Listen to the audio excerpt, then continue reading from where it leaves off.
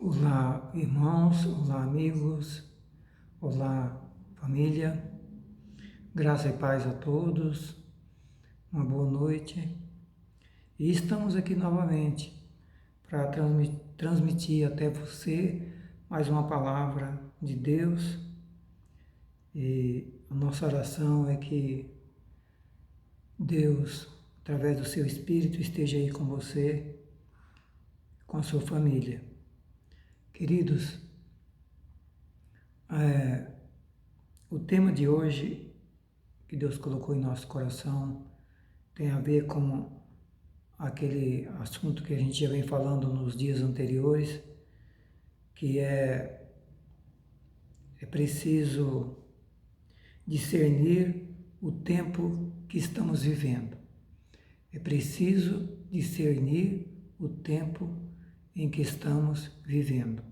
E está dentro daquela palavra que a gente vem falando já há alguns dias, qual o foco do seu olhar? Aonde você está olhando, o que você está enxergando e, mais que isso, o que você está entendendo e o que você está compreendendo.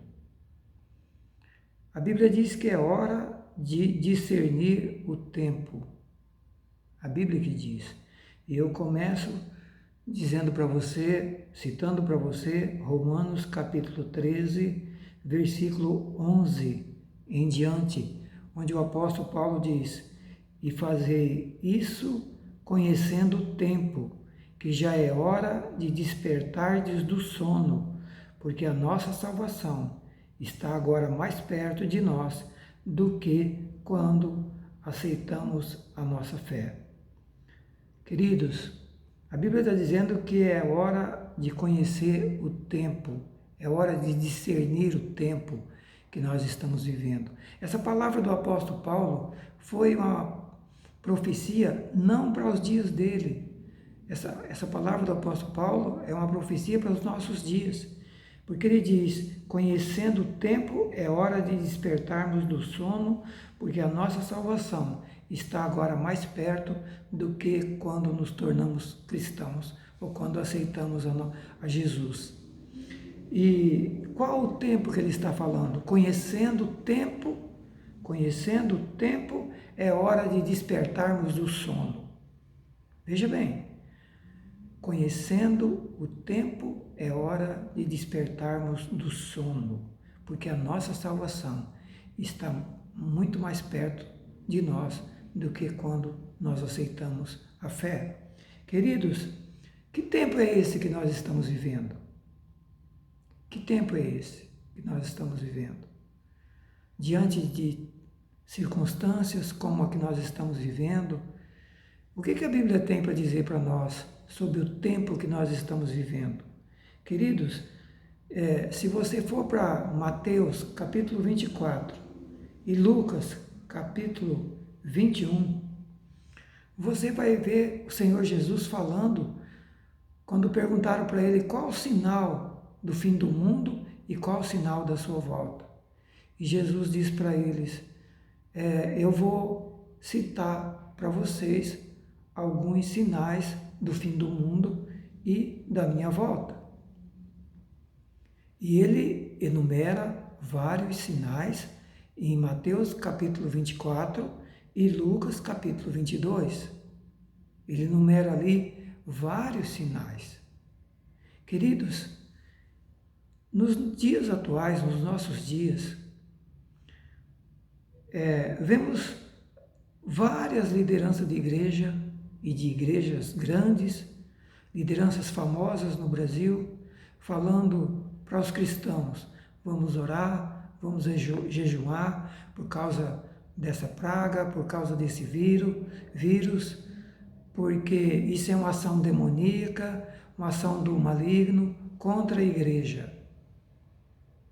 Queridos, não está nada errado em falar para orar e jejuar. Aliás, Jesus mandou a gente fazer isso constantemente. E a gente vai ver daqui a pouco ele citando isso nos textos. Mas, queridos, será que é ação do inimigo? Ação do maligno contra a igreja? Se é a ação do maligno contra a igreja, Por que está acontecendo no mundo inteiro, em países que não acreditam no Evangelho, não acreditam em Deus e que servem o inimigo e que não tem relação nenhuma com Deus? Vários países no mundo que são de natureza, o povo não acredita em Deus, são ateus. E, portanto, estão lá a serviço do inimigo. E por que estão sofrendo o mesmo que nós estamos passando? Você acha que o inimigo ia atacar aqueles que estão seguindo a ele? Queridos, é bom parar para refletir. Outra coisa, Jesus disse que as portas do inferno não prevalecerão contra a sua igreja. E se as portas do inferno não prevalecerão contra a igreja, por que coisas como a que nós estamos acontecendo seria de cunho do inimigo? O inimigo quer destruir a igreja? O inimigo tem poder de destruir a igreja? Os filhos de Deus? Jesus foi bem claro: as portas do inferno não prevalecerão contra a minha igreja. E vamos mais adiante ainda, queridos. E vamos mais adiante ainda. Se é ataque do inimigo, a igreja e a liderança da igreja teria que estar em ação. Aliás, quando aconteceu as pragas do Egito, preste atenção nisso. As pragas do Egito, elas vieram por ordem de Moisés e elas só permaneceram por ordem de Moisés. Quando Moisés falava cessa, para, elas paravam. Queridos, onde está a igreja? Onde está a liderança da igreja? Será que nós estamos entendendo o tempo que nós estamos vivendo? Ou será que aquilo que Jesus falou no Apocalipse 3, que a igreja seria uma igreja cega, sem visão no tempo do fim? Pelo que a gente percebe, queridos, a Bíblia está se cumprindo integralmente. A igreja não está percebendo o tempo que nós estamos vivendo. Tem gente achando que isso é um ataque do inimigo, vamos orar, vamos jejuar e daqui a pouco vai estar tudo bem. Queridos, não é isso que a Bíblia diz. Jesus mandou a gente se preparar, que quando visse esses sinais, eram sinais da sua volta, e nos advertiu, e mostrou os sinais do que ia acontecer e mandou a gente se prevenir, se preparar para a sua volta. Queridos, em Mateus 24, então, como eu disse, e Lucas, capítulo 21, lá o Senhor fala dos sinais quando perguntaram para ele. E ele fala de falsos cristos, ele fala de guerras, nação contra nação, reino contra reino, terremotos em vários lugares, pestes, como a que nós estamos vivendo, pestes, fomes, coisas espantosas e grandes sinais nos céus, perseguição aos cristãos, tudo isso nós estamos vendo, já vimos, ou estamos vendo, guerra na família, pai contra filho, filho contra pai, uns traindo os outros, uns matando aos outros, outros traindo uns aos outros na família. Os cristãos seriam odiados de todos no mundo. Estamos vendo isso, o ódio contra a igreja, o ódio contra os cristãos, o ódio contra a Bíblia, o ódio contra Deus, a zombaria de Deus. Queridos, sinais no sol e na lua, não vimos ainda. Na terra, a angústia das nações, ainda não chegamos a esse tempo. Quando ele fala de sinais no sol e na lua e angústia das nações, ele está falando do período da grande tribulação, que é depois do arrebatamento da igreja, que é entre o arrebatamento da igreja e a segunda volta de Cristo. Na primeira, no arrebatamento, ele vem de forma invisível, ninguém vai ver, ele vem como ladrão. E depois do período da grande tribulação, dos juízos de Deus a esse mundo, ele volta, aí vem visível, de forma visível, e todo olho o verá, e a gente vai ver alguns textos daqui a pouco. Então, queridos, são sinais da segunda volta de Cristo que ele está falando. Uns antes do arrebatamento, outros sinais depois da grande tribulação, no período da grande tribulação. Queridos, Mas antes da grande tribulação, o arrebatamento da igreja. Porque o Senhor disse que, assim como nas pestes do Egito, assim como em Sodoma e Gomorra, Deus guardou, separou os seus filhos para que não sofresse a grande tribulação, as tribulações que o mundo passou na época do Egito, na época das pragas do Egito. O povo de Deus foi protegido, suas casas, seus gados, seus pertences. Ló foi arrancado, e sua família foi arrancada de Sodoma e Gomorra. Noé, Deus construiu uma arca para ele e sua família.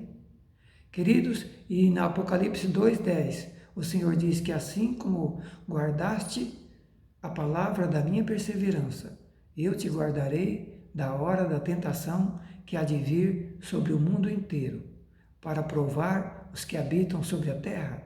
Então, nós estamos na fase de cumprimento dos sinais e a gente vê que estamos próximos da volta de Cristo. Mas, queridos, tem gente que não sabe, muitos cristãos não sabem de onde vieram, aonde estão e para onde vão. Há 2 anos atrás, Deus começou a colocar no meu coração para falar sobre esse tema, que nós precisamos saber de onde nós viemos, aonde nós estamos e para onde nós vamos. Queridos, o texto de Romanos que eu acabei de ler, o apóstolo Paulo diz: e fazei isto, conhecendo o tempo que já é hora de despertardes do sono, porque a nossa salvação está mais perto de nós do que quando aceitamos a fé. Por que a salvação está perto? Porque os sinais que Jesus falou, praticamente já se cumpriram todos. Leia lá o capítulo 24 de Mateus e o capítulo 21 de Lucas. E ali tem coisas que faz parte da grande tribulação, que vai acontecer entre o arrebatamento da igreja e a segunda volta de Cristo, quando vai ser o período mais tenso de tribulação para o mundo. Só que a igreja, os cristãos que estiverem preparados não vão estar mais nesse período na terra. E por isso que é importante conhecer o tempo para nos preparar adequadamente para a volta de Cristo. E ele diz ainda: a noite é passada, o dia é chegado. Dispamos-nos ou abandonamos-nos às obras das trevas e vistamo-nos das armas da luz. A noite é passada. A noite, querido, representa as trevas desse mundo. O dia vem chegando. Qual dia? Jesus Cristo, a luz do mundo. O dia vem chegando, a noite está terminando, querido. A noite de trevas desse mundo, esse período de trevas desse mundo está terminando.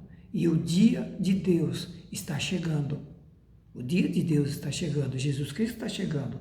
Portanto, a noite é passada, o dia está chegando. Abandonemos as obras das trevas e vistamos das armas da luz.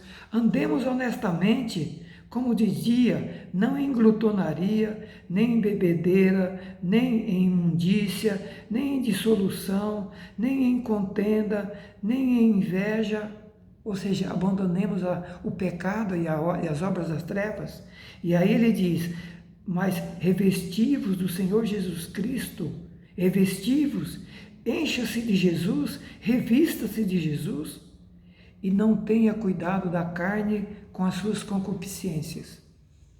Queridos, é hora de conhecer o tempo, é hora de acordar, é hora de abandonar as trevas, é hora de se vestir da luz, é hora de abandonar o pecado, é hora de revestirmos do Senhor Jesus Cristo. Revestir.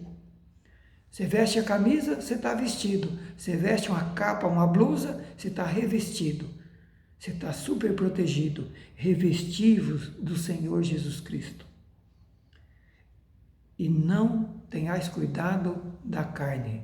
Não tenhais cuidado da carne, das coisas materiais. Cuide das coisas espirituais. Cuide do seu espírito. É isso que ele está dizendo, que o apóstolo está dizendo. Agora, queridos, Efésios capítulo 5, versículo 14. O mesmo apóstolo Paulo diz: pelo que Pelo que diz, desperta tu que dormes, levanta-te dentre os mortos, e Cristo te iluminará. Mais uma outra palavra, desperta tu que dormes, e sai do meio dos mortos. Meu irmão, minha irmã, meu amigo, minha amiga, a palavra de Deus é essa, desperta, acorda e sai do meio dos mortos. Há milhões de pessoas no planeta que vão continuar mortas, elas não querem saber de Deus, elas não querem acordar, elas não querem sair das trevas, elas não querem vir para a luz, elas não querem vir para o dia de Deus. Mas a palavra para mim e para você é essa, a palavra é esta: desperta tu que dormes, levanta-te dentre os mortos e Cristo te iluminará. Querido, é hora de despertar, é hora de acordar, é hora de sair do pecado, é hora de sair do meio de quem está morto, no pecado, seguindo Satanás e longe de Deus. E há milhões assim.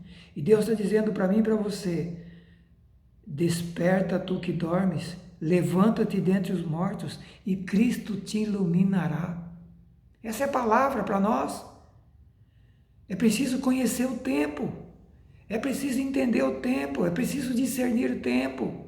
Nós não podemos andar dormindo, nós não podemos, querido. E ele continua: portanto, vede diligentemente como andais, não como nécios, mas como sábios. Não ande como gente nécio, gente que não tem conhecimento, gente tola, gente que não se informa, gente que não presta atenção, gente que anda de qualquer jeito. Não ande como nécio, ande como sábio.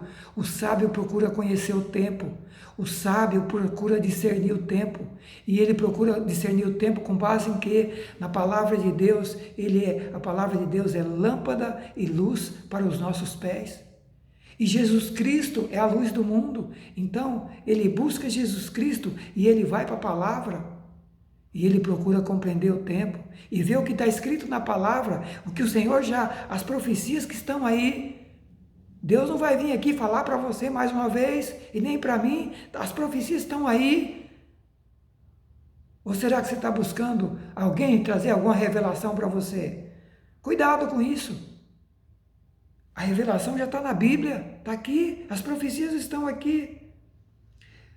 Desperta, tu que dormes, levanta-te dentre os mortos, Cristo te iluminará. Veja prudentemente como você anda, não anda como tolo, mas anda como sábio. Aproveite cada oportunidade, porque os dias são maus. Aproveite o tempo. Como assim? Aproveite cada oportunidade, aproveite o tempo para orar, para buscar Deus, para conhecer a palavra, para estudar a palavra, para se preparar, para se prevenir, para vigiar, para ajudar a sua família, orientar a sua família, porque os dias são maus, queridos. É preciso nos preparar, porque os dias são maus. A palavra já está dizendo. Por isso, não sejais insensatos, mas entendei qual é a vontade do Senhor. Queridos, qual é a vontade do Senhor para esse tempo? Qual é o projeto de Deus para o mundo? Qual é o projeto de Deus para a igreja? Para a igreja, ele tem uma grandiosa salvação que está prestes a se concluir. Vida eterna, um outro lar. Aqui não é nesse... Queridos, esse mundo não é a nossa casa. Não é a sua casa. Somos forasteiros e peregrinos aqui. Estamos passando o nosso tempo. Precisamos acordar, despertar. Aqui nós estamos passando, queridos.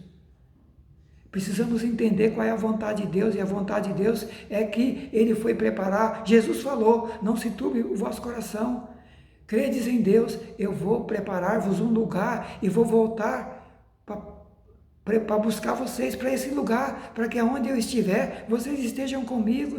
Querido, essa é a palavra de Deus, essas são as profecias de Deus que estão aí na Bíblia. E qual é a vontade de Deus para o mundo? O que Deus vai fazer com o mundo rebelde, que continuar rebelde, zombando de Deus, brincando com Deus? O que Deus vai fazer? Juízo.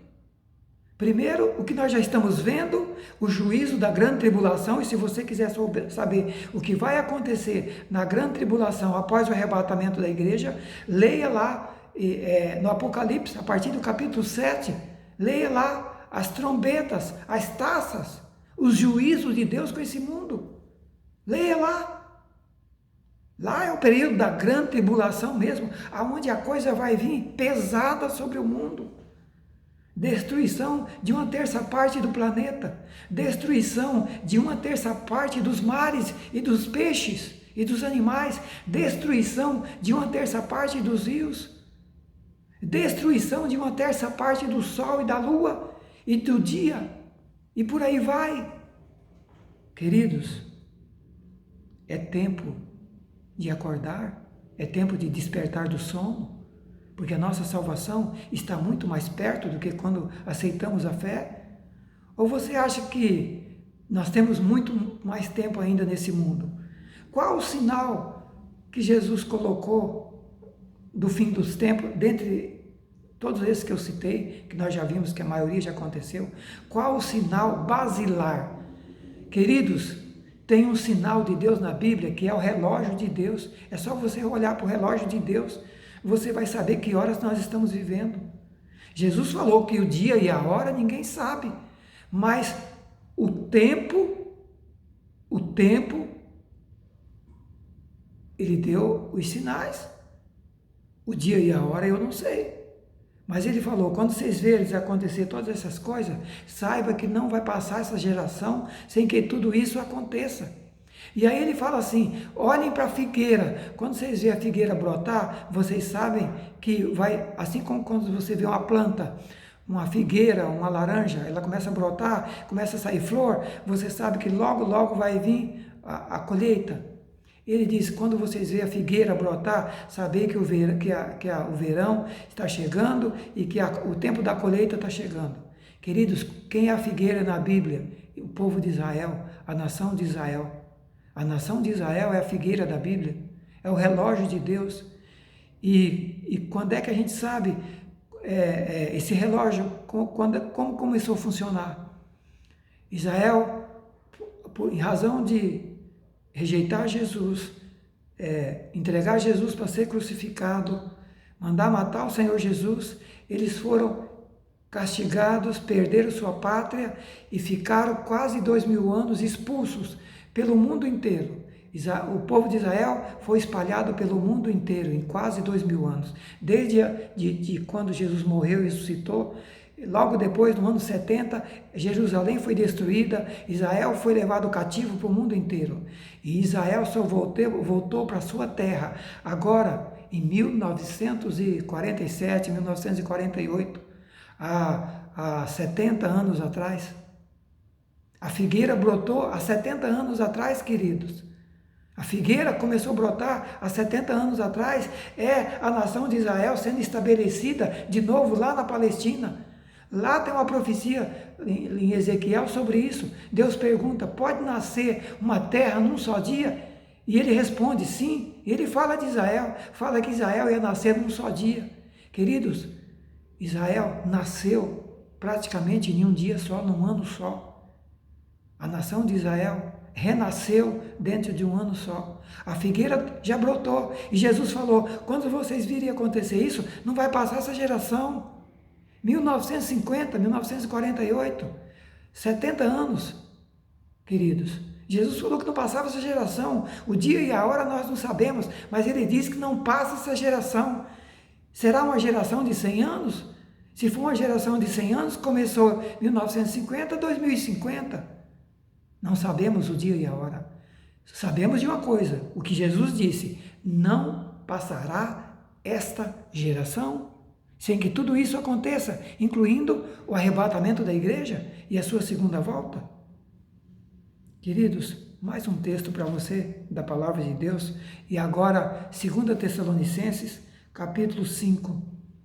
Agora 2 Tessalonicenses, capítulo 5, novamente o apóstolo Paulo dizendo o seguinte, Irmãos, acerca dos tempos e das estações ou das épocas, não necessitais de que vos escreva. Ele falou, vocês não precisam nem escrever para vocês. Sabe por quê? Porque vós mesmos sabeis perfeitamente que o dia do Senhor virá como vem o ladrão de noite. O que ele está falando aqui? Não precisa falar nada para vocês, vocês estão bem orientados, vocês conhecem pela palavra de Deus, pelas profecias da Bíblia, que o dia do Senhor vem como ladrão de noite. Queridos, preste atenção numa coisa. Preste atenção numa coisa. Paulo está dizendo aqui que o dia do Senhor, a volta do Senhor, ele vem como ladrão. Ladrão, ele vem de noite, é invisível, ninguém vê. O ladrão, ele vem de uma maneira que você não vê. Ele vem invisível. Essa volta que ele está falando aqui, a volta invisível, é o arrebatamento da igreja. Porque a segunda volta de Cristo, depois do arrebatamento, após a grande tribulação, um período de cerca de 7 anos depois do arrebatamento, a segunda volta, quando ele vem para julgar as nações e reinar sobre a terra 1000 anos, está lá no Lucas 21, aqui diz que ele virá, Lucas 21, versículo 27, aqui diz que então verão vir o Filho do Homem em uma nuvem com poder e grande glória. Aqui Jesus está falando da sua segunda volta, quando ele vem para reinar na terra, estabelecer o reino milenar por 1000 anos. Mas antes disso já houve a grande tribulação, já houve o juízo de Deus com o mundo. Ainda não é o juízo final é depois do milênio.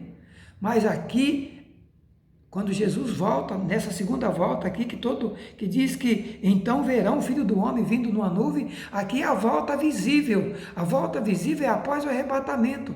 Então, queridos, antes da volta visível, e essa volta é no Monte das Oliveiras, ele vem, como diz o apóstolo aqui, ele vem antes como ladrão. Então, antes disso, Jesus volta para arrebatar a igreja, buscar quem está preparado. E aqui, Paulo fala lá em 1 Coríntios 15, que ele vem nas nuvens, como ladrão, ele vem de forma invisível e arrebata quem estiver preparado e leva para o céu.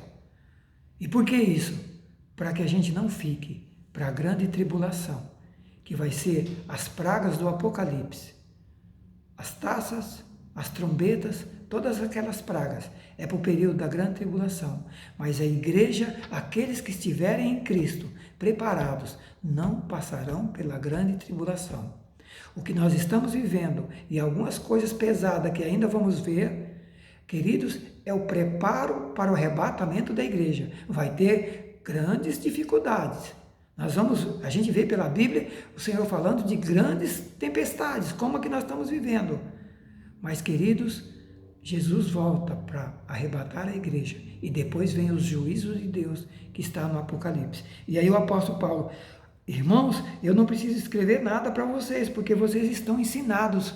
Querido, você está ensinado, você está preparado, você tem estudado a Bíblia e você tem se preparado, você está acordado, você está vigiando, você está preparado para a volta de Cristo?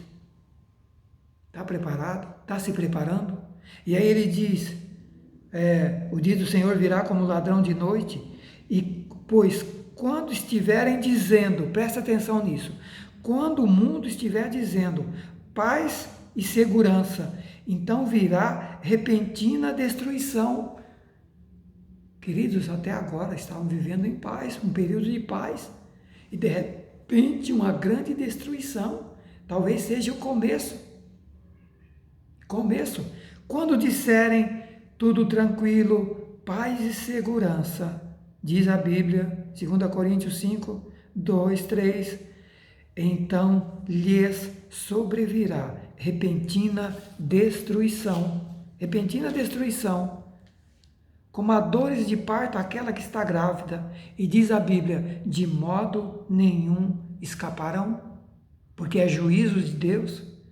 Mas vós, irmãos, olha Paulo dizendo, mas vós, irmãos, não estáis nas trevas, para que aquele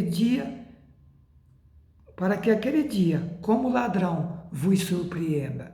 Vós, irmãos, vocês não estão nas trevas, vocês não estão vivendo no mundo das trevas, vocês estão vivendo no mundo de Deus, no dia de Deus, na luz. Vocês estão na luz. Quem é de Deus anda na luz, porque Deus é luz. E se está na luz, sabe de onde veio, sabe onde está e sabe para onde Deus está levando. Queridos, olha que Paulo diz, mas vós, irmãos, vocês não estão nas trevas, para que aquele dia vos surpreenda como ladrão, porque todos vós sois filhos da luz e filhos do dia. Nós não somos da noite e nem das trevas. Querido, você está vivendo na noite? Você está vivendo na escuridão? Viver nas trevas e viver na noite é viver no pecado, é viver longe de Deus. É viver segundo o mundo, é viver os prazeres, é viver as coisas desse mundo. Isso que é andar na luz, isso que é viver, isso que é viver nas trevas, diz a Bíblia. Mas o apóstolo diz, vós sois filhos da luz e filhos do dia. E o apóstolo ainda diz, nós não somos da noite e nem das trevas. Queridos, o povo de Deus, os filhos de Deus são filhos da luz, são filhos do dia e não filhos das trevas. Nós não somos filhos da noite. O apóstolo diz, nós não somos da noite e nós não somos das trevas. Ou seja, quem é de Deus não vive no pecado. Trevas é escuridão, trevas é distanciamento de Deus. Trevas é ausência de luz. E quem é luz? É Deus. Se eu estou nas trevas, é porque eu estou longe de Deus. Queridos, quem está com Deus tem luz, sabe de onde veio, sabe onde está e sabe para onde vai. Queridos, versículo 6, não durmamos como os demais, antes vigiemos e sejamos sóbrios. Queridos, olha só, não durmamos como os demais, antes vigiemos e sejamos sóbrios. Queridos, a palavra vigiar é prestar atenção, é tomar cuidado, é igual um vigilante. O vigilante não pode ficar dormindo, ele não pode ficar desatento, o vigilante não pode ficar olhando no celular dele. A gente já tem visto algumas pessoas da área de vigilância, da área de polícia, ser surpreendido porque estava desatento, não estava prestando atenção no que estava acontecendo ao seu redor. Querido, o apóstolo está dizendo, irmãos, vigiemos e sejamos sóbrios. Vigiar é tomar cuidado, é prestar atenção no que está acontecendo ao seu redor, é olhar para tudo o que está acontecendo. Querido, sobriedade é controle, é equilíbrio, é ter controle, é ter equilíbrio, é ter domínio próprio nesse momento que nós estamos vivendo. Queridos, é permanecer com os olhos em Deus, é não deixar ser surpreendido pelo mundo, pelas coisas desse mundo, pelo pecado. Então, queridos, o apóstolo diz para nós, porque os que dormem, dormem de noite, os que se embriagam, embriagam de noite. Mas nós somos do dia, sejamos sóbrios. Nós somos do dia, então sejamos sóbrios, sejamos equilibrados, prestemos atenção. E aí ele diz, vestindo-nos da couraça da fé. Queridos, Paulo está dizendo que a fé tem que ser uma couraça para nós. Quem não tiver a fé como uma couraça sobre o seu corpo, o que é a couraça? É uma arma, é uma proteção que o soldado coloca ou colocava para proteger o seu corpo. Querido, a fé tem que ser uma couraça para a nossa vida. Quem não tiver fé não vai resistir. Quem não tiver fé não vai permanecer. Quem não tiver fé vai desviar, vai voltar para o mundo, porque o mundo vai continuar dizendo, vocês são uns bobos, vocês estão perdendo tempo. E se você não tiver fé na palavra e em Deus, você vai acreditar no mundo e você vai voltar as costas para Deus. E você vai ficar para a grande tribulação. e para os juízos de Deus. Mas, queridos, a Bíblia está dizendo, revistamo-nos da couraça da fé. É uma coisa tão protetora que nada vai tirar o seu foco de Deus. Pode vir o que vier, se você estiver vestido com a couraça da fé, você não vai abrir mão de Deus, você não vai abrir mão das promessas de Deus, você não vai abrir mão da palavra de Deus, você vai vigiar e você vai ser sóbrio, porque você acredita, porque fé é certeza. Certeza no quê? Em tudo que está escrito na palavra de Deus. Você vai ficar com a palavra, você não vai ficar com o que as pessoas falam. Você não vai ficar com o que as pessoas estão falando aí, você vai ficar com a palavra. Volte para a palavra. Cuidado se você está ouvindo o que as pessoas estão falando, até mesmo a sua igreja. Será que estão pregando a palavra de Deus para você? Ou estão pregando textos que agradam a você e não estão falando toda a verdade de Deus para você? E o apóstolo diz ainda, além de vestir com a couraça da fé, ele diz que é para nos vestir do amor. Nos vestir de amor, querido, de misericórdia, de compaixão, de bondade, de paciência. Sabe por quê? Vamos ser incompreendidos, vamos ser perseguidos, vamos sofrer zombaria, vamos enfrentar momentos difíceis, mas a Bíblia diz que é para termos amor.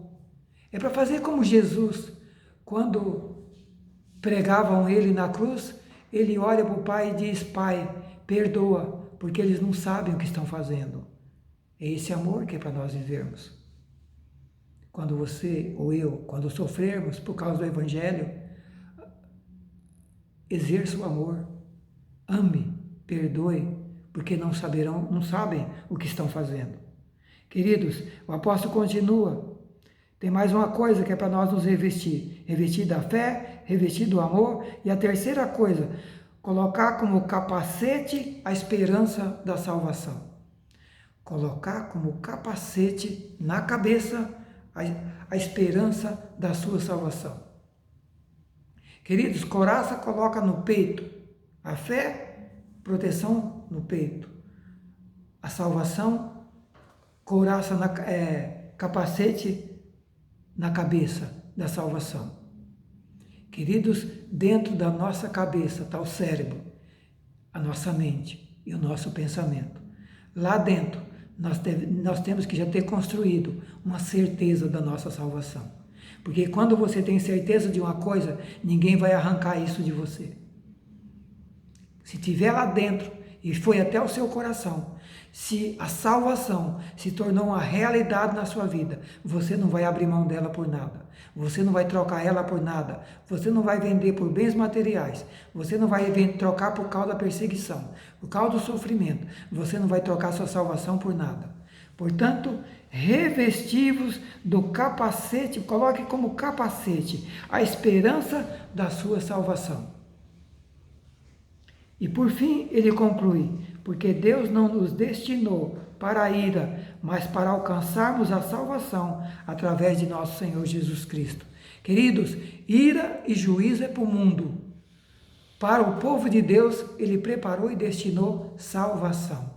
Mas nós precisamos permanecer, nós precisamos de fé, nós precisamos de amor e nós precisamos ter como capacete certeza absoluta, certeza inabalável, a nossa salvação em Jesus Cristo. E agora o apóstolo dá as últimas palavras de edificação para nós. Ele diz o seguinte: exortamos-vos, irmãos, que admoesteis os que estão insubordinados, consoleis os desanimados, ampareis quem está fraco, seja longânimo para com todos. Veja bem, console quem está desanimado, exorte quem está insubordinado, ampare quem está fraco e seja longânimo, paciente com todos. E vede que ninguém dê a outro, troque mal por mal. Ao contrário, troque o mal por bem, ou o bem por mal. E aí ele continua mais algumas coisas. Regozijai-vos sempre, orai sem cessar, em tudo dai graça, porque essa é a vontade de Deus. Não extingais o espírito, não desprezeis as profecias, Mas ponde tudo à prova, retende o que é bom, e abstende-vos de toda aparência do mal. E o próprio Deus, o Deus da paz, diz ele, vos santifique completamente. O vosso espírito, a vossa alma e o vosso corpo sejam plenamente conservados, irrepreensíveis, para a vinda de nosso Senhor Jesus Cristo. Queridos, essa é a palavra para nós esta noite. Essa é a palavra para mim e para você nesta noite, que Deus está trazendo ao nosso coração. É tempo de conhecer o tempo, é tempo de discernir o tempo. Saber que tempo nós estamos vivendo, é tempo de se preparar, porque Jesus Cristo está voltando. É tempo de nos preparar, porque os sinais que estão acontecendo é sinais da volta do Senhor Jesus Cristo. E essas últimas palavras são maravilhosas, porque ele diz que é para exortar quem está insubordinado, consolar quem está desanimado, amparar quem está fraco, ser longânimo, paciente com todo mundo, com os da igreja, com os que estão fora da igreja, ser paciente com todo mundo. Não tornar mal, não fazer mal por mal com ninguém. Mesmo que fizer mal para você, a Bíblia diz, pague com o bem. Regozijai-vos sempre. Queridos, os dias que estamos vivendo, dias difíceis, e talvez venham mais dias difíceis, e a Bíblia está dizendo para nós, regozijai-vos. E você pode perguntar, irmão, mas como regozijar no momento de tempestade desse? Como está feliz, como está alegre? Queridos, regozijar, sabe por quê? A nossa salvação, a nossa redenção está muito mais perto do que o que nós pensamos. Muito mais perto, Jesus Cristo está aí. Novos céus, nova terra, onde habita a justiça, lugar onde não vai haver mais morte, não vai haver mais dor, não vai haver mais sofrimento. Então, regozijar, porque as promessas de Deus para nós são extraordinárias. Ele foi preparar um lugar maravilhoso. Outra coisa, regozijar porque não estamos sozinhos. Deus está aqui comigo, Deus está com você aí. Pai, Filho, Espírito Santo, Consolador, os três estão com a gente. Não estamos sozinhos. Os seus anjos estão com a gente. Nós não estamos sozinhos. Não estaremos sozinhos. Passemos o que tivermos que passar. Não vamos estar sozinhos, porque o Senhor está com a gente. Então, regozijai-vos sempre. Outra coisa, orai sem cessar. Querido, não é orar 24 horas no dia e depois parar de orar, esquecer de orar. Não, orai sem cessar. E como é que eu oro sem cessar? Estou trabalhando, estou orando. Estou dormindo, estou orando no Espírito. Estou trabalhando, estou orando. Estou em casa, estou orando. Estou conversando com a família, de alguma maneira estou orando. Queridos, é estarmos ligados em Deus 24 horas. No Espírito. Estou dirigindo, estou orando. Estou falando com Deus em Espírito. Orai sem cessar. Não é 2 horas por dia. Tenho visto gente ensinar as pessoas a orar 2 horas por dia, 1 hora por dia. Se você puder tirar um tempo para ficar com Deus, 1 hora, 2 horas, ótimo, precisamos. Mas a Bíblia está dizendo que é para orar sem cessar, sem parar, sem interrupção. Não extingais o Espírito. Deixe o Espírito Santo falar com você. Não, e comigo, não vamos ser gente, coração duro, que não ouve. Deixe o Espírito Santo falar, ele vai falar através da Bíblia, vai falar através de mensagens. Agora preste atenção também quem você vai ouvir, porque não é todo mundo que está sendo usado pelo Espírito Santo, e a Bíblia vai dizer daqui a pouco. Olha o que ele diz, não extinga o Espírito, não elimine o Espírito da sua vida, não desprezeis as profecias, a da Bíblia, e se Deus levantar alguém para falar uma palavra profética, não desprezeis as profecias, a começar pelas profecias da Bíblia, e se Deus levantar alguém para falar com você, mas preste atenção no versículo seguinte, mas ponde tudo à prova e retende o que é bom. Não acredite em qualquer coisa. não extinga o espírito, não despreze as profecias. Ouça,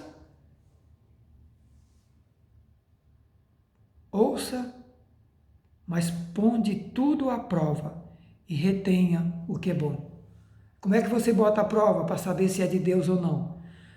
Indo para a palavra, olhando se aquela palavra, se aquela profecia tem base bíblica, se está fundamentada na Bíblia, e não um texto isolado da Bíblia. Bíblia explica Bíblia. Bíblia no Velho e no Novo Testamento. Se tem fundamento na Bíblia inteira, no contexto bíblico, retenha o que é bom. Aquilo que não é bom, não tem base bíblica, não retenha. Não pegue para você. Retenha o que é bom.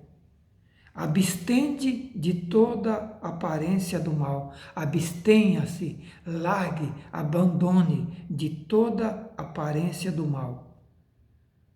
Abandone o mal. E o próprio Deus, o Deus da paz, vai nos santificar completamente. O nosso espírito, a nossa alma e o nosso corpo vai ser plenamente conservado de forma irrepreensível para a vinda de nosso Senhor Jesus Cristo. Querido, nós não conseguimos nos santificar corpo, alma e espírito de maneira completa, de maneira perfeita como está aqui. Diz que é o próprio Deus, o Deus da paz é que vai nos santificar. Mas tem uma coisa, nós temos que querer ser santificado. Porque a mesma Bíblia que está dizendo que o Deus da paz vai nos santificar, está dizendo para mim e para você, abstenha de toda espécie de mal. Saia do pecado, abandone o pecado, vire as costas para as coisas erradas, volte para Deus. Não é viver no pecado como a gente está vendo muita gente aí. O Evangelho é o Evangelho da graça, Deus perdoa tudo. Não, abstenha-vos de toda espécie de mal. Abandone o pecado, volta para Deus, venha para Deus. E aí sim, quando eu viro as costas para Deus, o próprio Deus vai, através do seu poder, do seu Espírito, nos santificar, nos aperfeiçoar, nos transformar. Mas nós temos que sair do pecado. Não pense que vivendo lá nas trevas e vivendo no pecado, Deus vai lá santificar alguém lá, não. Lá nas trevas, vivendo nas trevas e no pecado, vai para o inferno. Lá é lugar de quem caminha para o inferno. Lá é a porta larga, querido. Deus está dizendo para mim e para você, abstenha de toda espécie de mal, vire as costas para o pecado, volte para Deus. E daí, o Deus da paz vai nos santificar completamente, nosso espírito, nossa alma e nosso corpo, e Ele vai conservar a gente de forma irrepreensível para a vinda de nosso Senhor Jesus Cristo.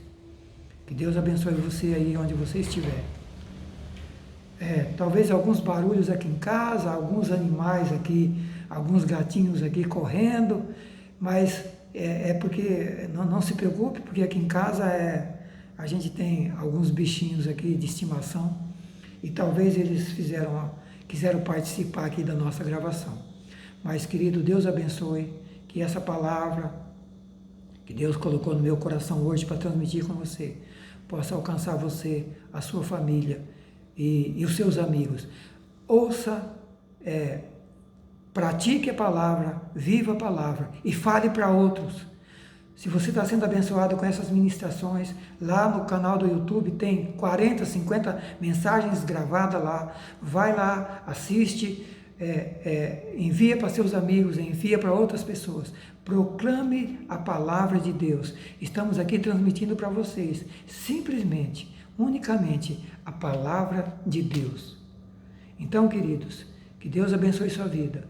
Que Deus continue com você aí. Eu tenho certeza que Ele está com você e vai continuar com você e com a sua família. Vamos orar. Obrigado, Pai, pela Tua palavra. Obrigado, Senhor, por falares ao nosso coração. Santo Espírito, fala com cada pessoa que estiver ouvindo essa palavra. Tu disseste, Pai, que é preciso conhecer o tempo, é preciso despertar, é preciso acordar, é preciso nos preparar, porque a nossa salvação está prestes a se concluir. O Senhor está voltando. Ajude o meu irmão, o meu amigo, ajude esta família a se preparar para a tua volta. Sê com eles, proteja e os guarda e os ajude em nome de Jesus. Deus abençoe. Até a próxima oportunidade.